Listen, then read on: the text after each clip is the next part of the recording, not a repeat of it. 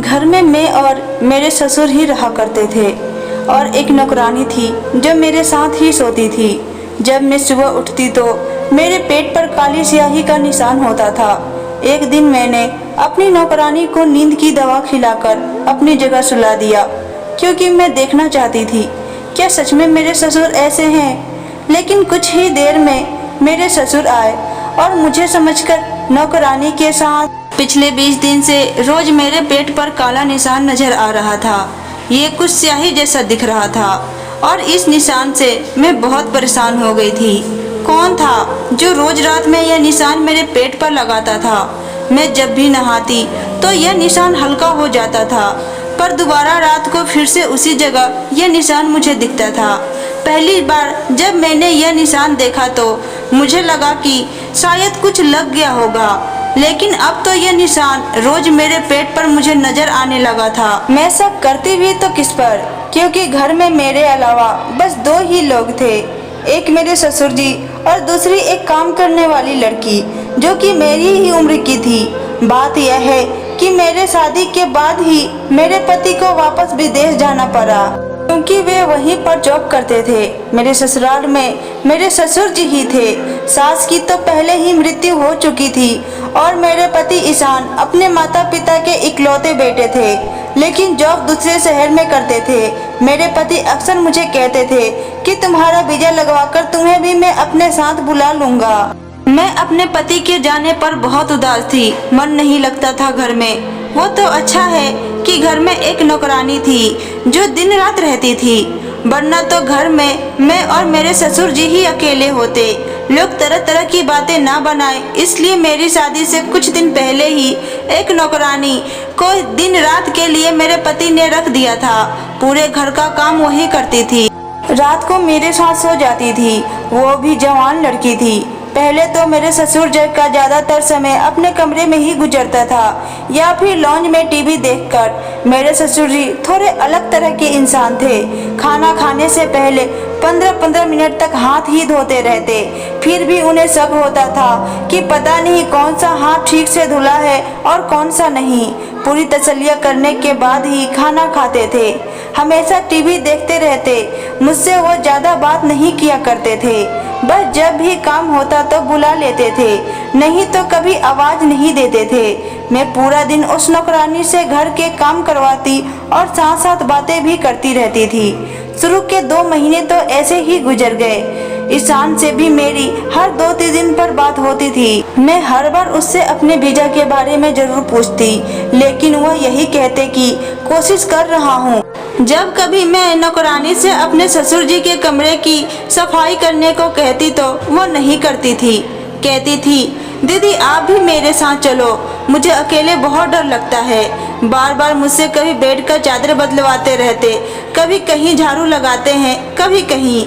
उसकी बातें सुनकर मैं तो हंसने लगी तो कहती, नहीं दीदी, मुझे सच में उनसे बहुत डर लगता है, उनकी नज़रें अच्छी नहीं हैं। क्या आपको पता है, कल मुझे कहने लगे, इतनी गर्मी है, मैं कमरे में नहाने जा रहा हूँ, तुम चाहो तो दुपट्टा उतार कर काम कर लेना। मुझे उसकी यह बात बहुत अजीब सी लगी तो मैंने यह कहकर टाल दिया कि बेटी समझकर तुम्हारा ख्याल किया होगा। वो कहती, जाने भी दो दीदी, मैंने तरह तरह के लोगों के घरों में काम किया है, सबकी नज़रों को अच्छी तरह से पहचानती हूँ मैं। यह बोलते हुए वो किचन में चली गई और मैं भी अपने कामों में लग गई। लेकिन अब जो मेरे साथ हो रहा था वो कुछ अजीब गरीब था। आखिर कौन था जो रोज रात को काला रंग मेरे पेट पर लगाता था और मुझे महसूस भी नहीं होता था। रात को मैं बहुत देर तक जगती रही। वो काम करने वाली लड़की मेरे ही कमरे में जमीन पर बिस्तर लगाकर सोती थी। रात के करीब 2 बज गए थे और मैं अब तक उठी हुई थी यह देखने के लिए कौन ऐसा करता है। लेकिन फिर पता नहीं कब मुझे नींद आ गई। पूरे दिन घर के कामों की वजह से मैं इतना थक जाती थी कि पूरी रात मेरे लिए उठना बहुत मुश्किल था। एक दिन तो मेरे होश ही उड़ गए जब मैंने अपने ससुर जी को खाली कागज पर कुछ लाइन खींचते हुए देखा। मैं तो उन्हें शाम की चाय देने के लिए गई थी, लेकिन जो कुछ देख चुकी थी वो मेरे होश उड़ाने के लिए काफ़ी था। जब उनकी नज़र मुझ पर पड़ी तो पहले तो वह घबरा गए और मुझे देखते ही वो गुस्से से बोले, तुम बिना पूछे क्यों मेरे कमरे में आ जाती हो? क्या तुम्हें किसी ने यह तमीज नहीं सिखाई कि दरवाजे पर पूछकर इजाज़त लेते हैं? पहली बार उन्होंने मुझसे इस लहजे में बात किया था। मेरे तो रंग फीका हो गया था और मैं वापस पलट गई और सीधा अपने कमरे में आ गई। अब तो मेरे दिल की धड़कन का यह आलम था कि जैसे सीने से दिल निकलकर बाहर ही आ जाएगा। मेरे पेट का निशान अब तो मेरे दिमाग में घूम रहा था। तो क्या वो निशान मेरे ससुर जी लगाते हैं? दिल ये मानने को तैयार नहीं था। वो तो मेरे पापा की जगह है, मैं ऐसा कैसे सोच सकती हूँ? लेकिन हकीकत थी कि मेरे पेट पर जिस तरीके की स्याही का निशान होता था, मेरे ससुर जी उसी रंग की स्याही से कागज पर कुछ लकीरें खींच रहे थे। एक दिन मैं अपने कमरे से निकलकर किचन में गई तो मेरे ससुर जी नौकरानी के बिल्कुल पीछे खड़े थे। वो बड़े ही आराम से बर्तन धो रही थी, उसके बहुत करीब थे। मुझे यह बात बहुत अजीब सी लगी। इसका मतलब कि नौकरानी उस दिन ठीक कह रही थी कि मेरे ससुर जी की नज़र और नीयत अच्छी नहीं है। मैं किचन में चली गई और मैंने अपने ससुर से कहा कि पापा, आप यहाँ पर क्या कर रहे हैं? क्योंकि मैंने उन्हें आज से पहले कभी किचन में नहीं देखा था। वो मेरी आवाज़ पर बुरी तरह से हड़बड़ाए। मुझे किचन में देखकर कुछ अलग सा व्यवहार करने लगे।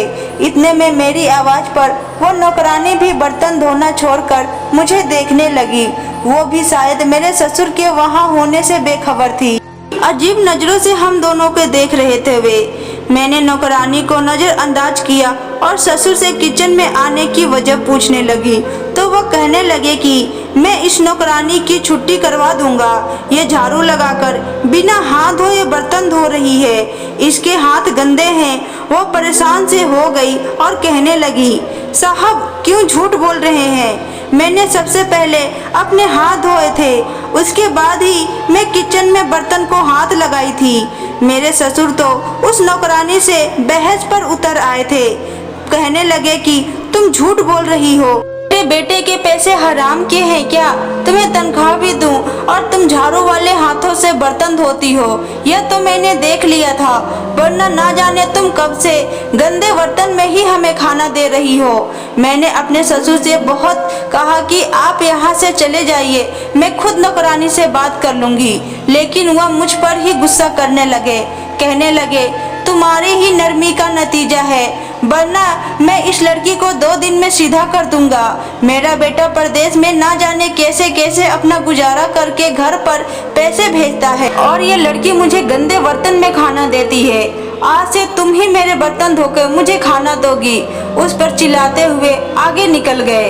लड़की तो रोने लगी और कहने लगी, मुझे यहाँ काम नहीं करना, पैसे लेते हैं तो अपनी मेहनत के लेते हैं, हमने अपनी इज्जत नहीं बेच रखी है जो ये साहब मुझे इतनी बातें सुना रहे हैं। वो भी गुस्से से नौकरी छोड़ने को तैयार बैठी थी। मैंने उसे अपने गले लगाकर चुप कराया।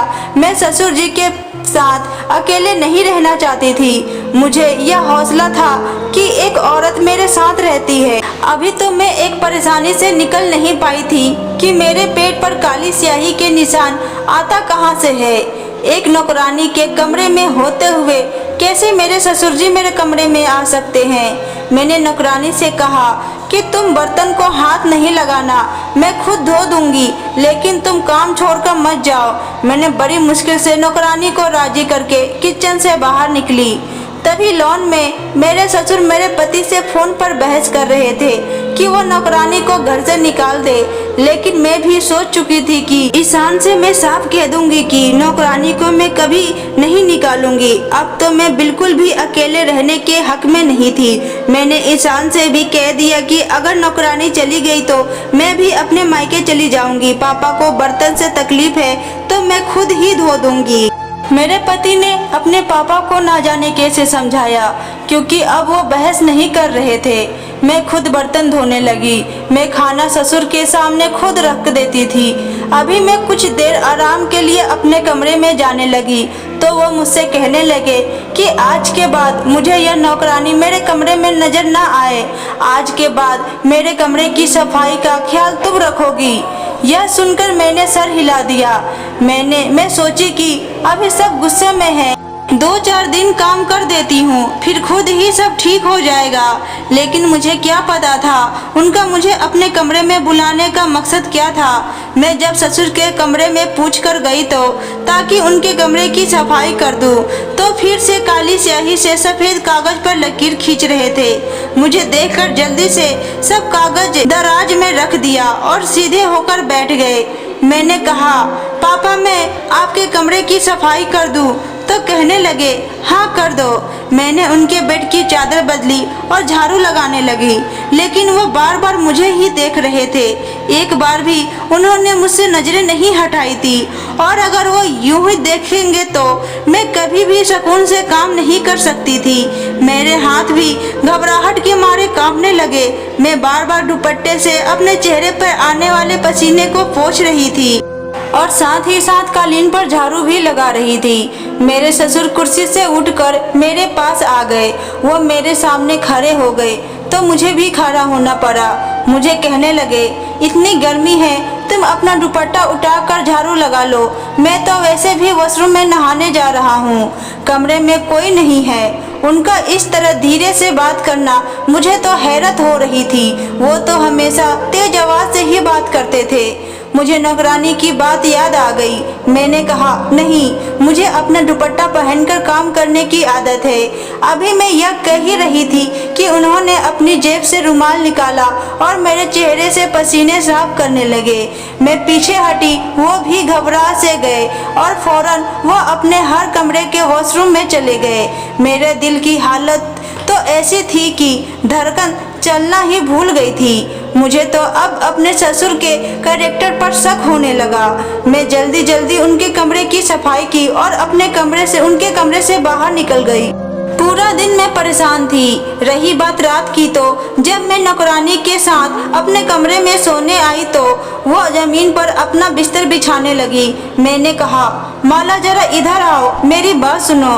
मैंने सोचा मुझे नौकरानी से इस बारे में बात करनी चाहिए। वो अपना बिस्तर छोड़कर मेरे पास आकर बैठ गई। मैंने उससे कहा कि तुम जो कुछ भी मेरे ससुर के बारे में कहती हो, मुझे भी वो सच लगने लगा है। फिर मैंने उसे यह भी बता दिया कि रोज मेरे पेट पर काली स्याही का निशान होता है। यह बात सुनकर मुझे हैरत से फटी आंखों से देखने लगी। कहने लगी, दीदी मुझे तो आपके ससुर पर पहले से ही शक है। मुझे तो लगता है कि वह आप पर कुछ गलत भी करते हैं। हमारे गांव में भी एक ससुर ने गलत करके अपनी बहू से शादी कर ली थी। उसका पति भी बाहर रहता था। नौकरानी की बात सुनकर मेरे होश उड़ गए। पहले तो साहब मुझे देखते रहते थे और अब मेरी जब भी उन पर नजर पड़ती तो वो आपको ही देखते रहते हैं। मुझे भी निकालने के चक्कर में है, इसलिए तो बिना वजह मेरे हर काम में नुक्स निकालते हैं। मेरा जी तो यह सब सुनकर घबराने लगा है। मैं अपना कमरा लॉक करके सोने लगी थी। अब मेरे पेट पर निशान भी नहीं होता था। अब तो मुझे यकीन होने लगा था कि रात को जरूर मेरे ससुर ही मेरे कमरे में आते हैं, शायद कोई गलत काम भी करते हैं। लेकिन ऐसा कैसे मुमकिन था? जब से मैंने कमरा बंद करना शुरू किया, मेरे ससुर मुझे घूर घूर कर देखने लगे थे, लेकिन मैंने परवाह नहीं किया। कुछ दिनों के बाद ही मेरे ससुर तो मुझ पर चिल्लाने लगे। कहने लगे कि तुम अपने कमरे का दरवाजा क्यों लॉक करती हो?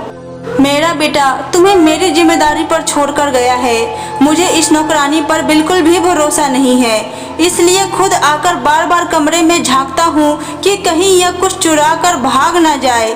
मुझे तो अपने ससुर की बात का भरोसा नहीं था।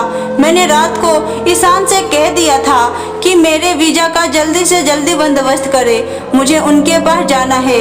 जो बात मुझे ईशान से बताई, यह सुनकर तो मुझे रोना आ गया। कहने लगे कि पापा ने मुझे तुम्हारा वीजा लगवाने से सख्ती से मना कर दिया है। कहते हैं कि बहू को बाहर नहीं भेजूंगा। मैं यह सुनकर रोने लगी। मैंने कहा, ईशान मुझे यहाँ नहीं रहना, या तो आप वापस आ जाओ या मुझे अपने पास बुला लो। कहने लगे, बस 1 साल की बात है, मैं वापस आ जाऊंगा, 1 साल के लिए रह लो। मैं इस बात पर नहीं मानी थी, लेकिन ईशान अपनी मजबूरियां बताने लगे। 1 साल बाद उन्हें पैसा मिलने वाला है, अगर अभी आ जाएंगे तो नुकसान हो जाएगा। मुझे अपनी फिक्र होने लगी थी कि ना जाने वो क्या चाहते हैं। मैं तो अब सांस भी नहीं ले सकती थी। अब तो उन्होंने अपने सारे काम मुझसे करवाना शुरू कर दिए थे। जिस दौर से मैं गुजर रही थी वो मैं ही जानती थी। अब तो वह हर बात पर मुझे बुलाने लगे। मैं अपने कमरे में दोपहर को आराम करने जाती तो हंगामा मचा देते। तुम्हें मेरी कोई फिक्र नहीं है। मुझे खाना देकर समझती हो कि तुम्हारी जिम्मेदारी पूरी हो गई। मैं ईशान से तुम्हारी शिकायत लगा दूंगा। उनके रोज रोज की बहस से मैं तंग आ चुकी थी। मैंने कहा कि आप बताइए मुझे क्या काम है। मैं आपका कमरा खुद साफ करने लगी हूँ। आपके सारे काम मैं करती हूँ। खाना चाहिए सब कुछ समय समय पर देती हूँ। इसके अलावा और क्या क्या जिम्मेदारी है। वह कहने लगे कि तुम मेरे पास बैठकर मुझसे बात ही नहीं करती, मुझे समय नहीं देती। यह मेरे लिए एक चौंका देने वाली बात थी कि मैं बैठकर उनके साथ बातें करूं। भला मैं उनसे क्या बातें कर सकती थी। उन्हें खुद ही यह सोचना चाहिए था। ना ही उनका कोई दोस्त था कि वह घर से बाहर जाते या कोई दोस्त घर आए। गांव में भी उनके सख्त आवाज के चर्चे आम थे। लोग उनसे बात करने से पहले घबराते थे। इस बार मैंने उनकी बात से साफ इनकार कर दिया। मैंने कहा कि आपको मेरी शिकायत लगानी है तो शौक से लगा दीजिए, लेकिन मैं आपके साथ बैठकर बातें नहीं कर सकती। एक बहू होने के नाते मैं जो कर सकती हूँ वो मैं कर रही हूँ। इससे ज्यादा की उम्मीद आप मुझसे ना ही रखे तो बेहतर है। मेरी बात सुनकर वो और गुस्से से भड़क गए, लेकिन मुझसे कुछ नहीं बोले, अपने कमरे में वापस चले गए। नौकरानी भी वहीं खड़ी सारी बातें सुन रही थी। कहने लगी, दीदी आपने बिल्कुल ठीक किया है।